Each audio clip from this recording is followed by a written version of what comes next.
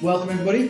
Thanks for joining us today on this blustery lunchtime for the third, believe it or not, in our series of webinars, Insights Time with Mike and Rich, where we try and talk all things recruitment funding. We are today going to be talking about all things credit control and hopefully give you some useful hints, info, tips on how to run a successful credit control function. We're joined by our operations and credit manager, Emma Reid. Yes, now Emma, you've been obviously in the credit control business for quite a while now. So hand over to the oracle here. What are your main tips for people that are thinking about what they should be concentrating on and how to do good credit control within their recruitment company? My number one tip will always be get your debtor setup information correct from the outset. We find a lot of the time you just need to be able to make sure that you get your accounts payable contact details from the outset. There's no point you sending invoices to the hirer. They won't appreciate being chased for payment. So get all that information correct from the outset to save you lots of bother further down the line.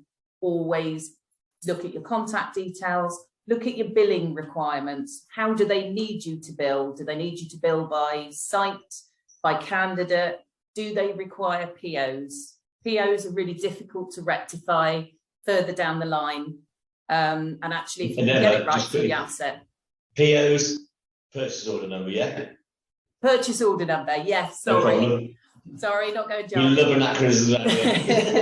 No so if you get them right at the outset and you know that they require POs, it will save you lots of bother further down the line. And it gives you brownie points with the company that you're dealing with or with the accounts payable departments that you're dealing with.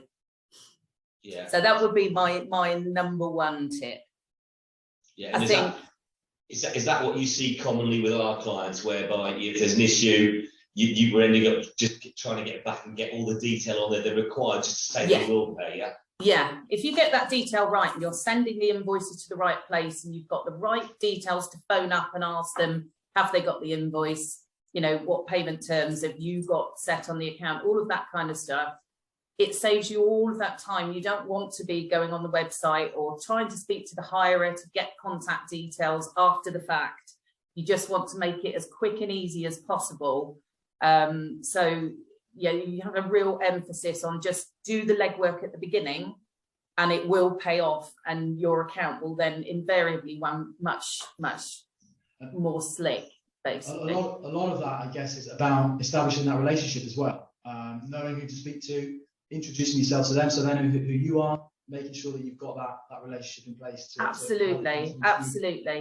And I think that's it. When you do, when you make your initial calls and stuff like that, they want to know who you are and they want to build that relationship with you.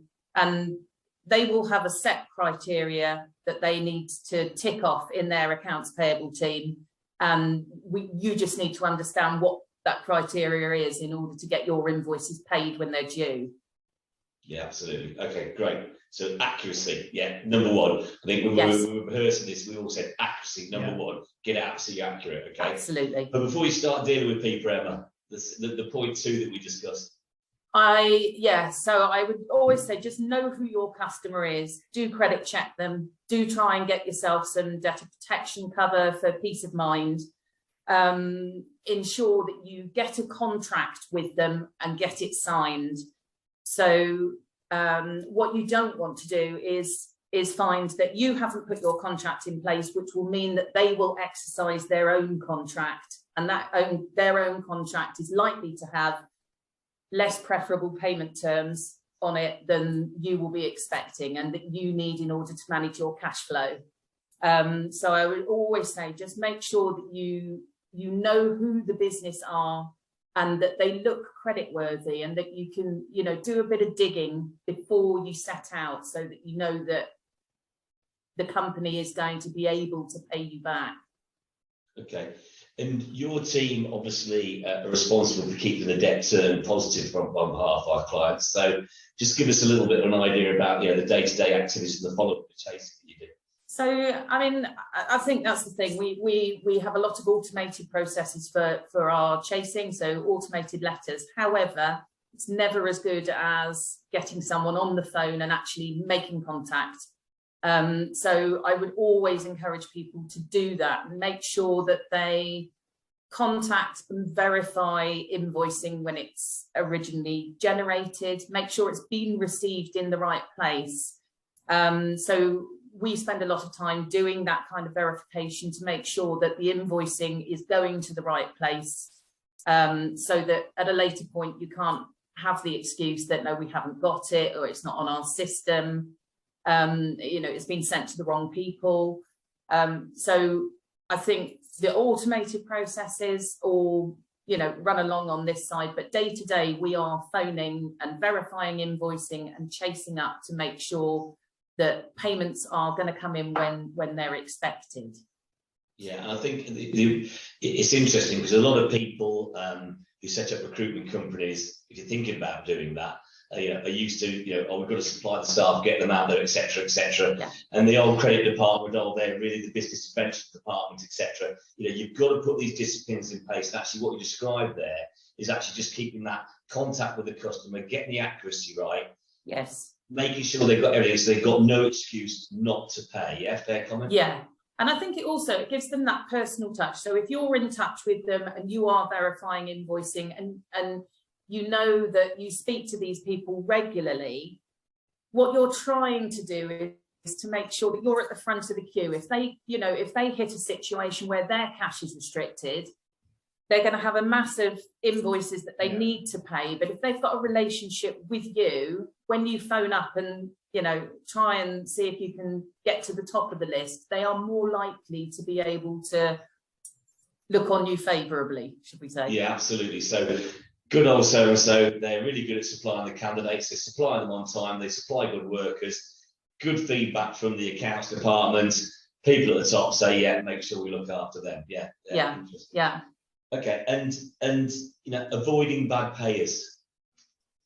Yes, so I mean that is key. You don't want to be hit with a bad debt. So avoiding bad payers is a, you know, really important. We are seeing at the moment, you know, listen to the market, listen to, whilst you obviously may be in competition with other recruiters, you will often find that you are getting a supply. And the reason that you may be getting that supply is because someone else has had to stop supply because they've not been paid for those services.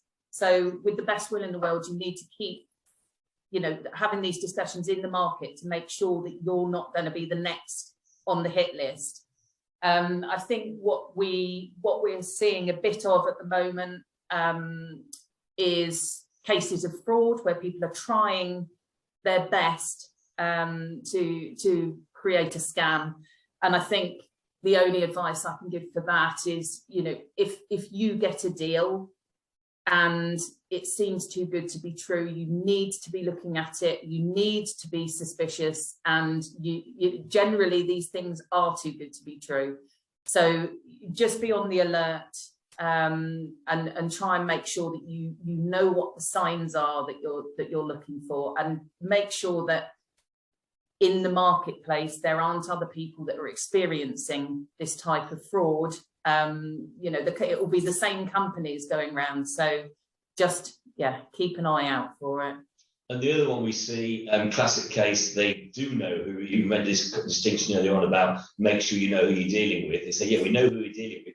It's a massive company, everything must be okay, but actually we're seeing in the market that, you know, especially in healthcare, some of the large healthcare companies, they've not got good credit ratings, have they? And good levels of bad debt protection, bad debt insurance. Yeah, absolutely. And what you tend to see, you'll see CCJs being lodged and things like that. And quite often we'll get clients come to us saying, you know, oh, but this is all right, you know, they're a good company. It's fine, but normally companies won't let them get themselves into that kind of position unless they are struggling with paying.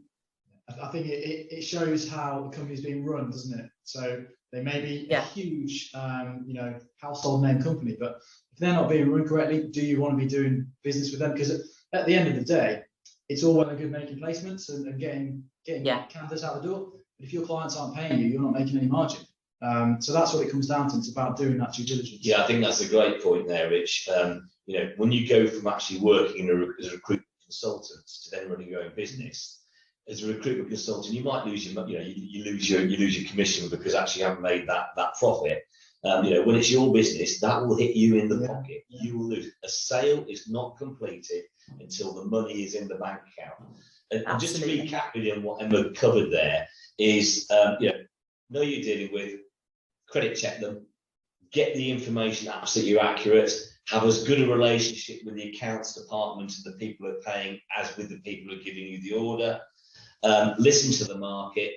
I love that, Emma. If it's too good to be true, it probably is. And we are seeing levels of fraud. And actually, I think this demonstrates a lot of people when they look to sign up with facilities like ourselves, Rich and Emma, they're saying, oh, we're going to lose control. We don't want you upsetting our customers. No, all we're doing is putting those disciplines in place to make sure that you get a positive outcome. Yeah. And you put it really, really nicely. You've got the relationship that you're the one that's going to get paid rather than someone else. Yeah. Yeah. I mean, that's exactly it. And from our perspective, we would never want to ruin anyone's relationship. So that's not the idea. The idea is to get the cash flow moving faster. The relationship itself continues, the relationship with the hirer, and that's why I think it's really important that people are dealing with the accounts departments, because accounts departments do this day in, day out. They don't take it personally if people are phoning and chasing for money. It's what they do. Whereas, an HR manager or, someone really doesn't appreciate being chased. So if you get that detail right from the outset, then you're sorted, really. Yeah, absolutely. Yeah, great. What you're getting really when you use a company like Giant Finance is the experience of the team that we've got internally, and the relationships that we've built over the years. So yeah, well worth looking at. Fantastic. Thanks very much, Emma. That's some great points and great insight there. Really interesting stuff. Probably just need to check, Holly. We didn't say if anybody's got any questions, either email us afterwards, or there was a facility which we should have introduced at the beginning, so you can tell these are absolutely live, and to put any questions in. Holly, have we had any questions while we're going along the way? No questions. No questions. Okay. No. Look, any questions you've got, you get all our contact details, etc. Please don't hesitate to give us a call. Yeah, great. Thanks everyone for joining us. Look out for the next one sometime next month. Invitations will be out on all the social medias. But Emma, thanks again. Thanks, Emma. Thank you. Great to chat, Mike. See you all soon. Catch you later. Take care.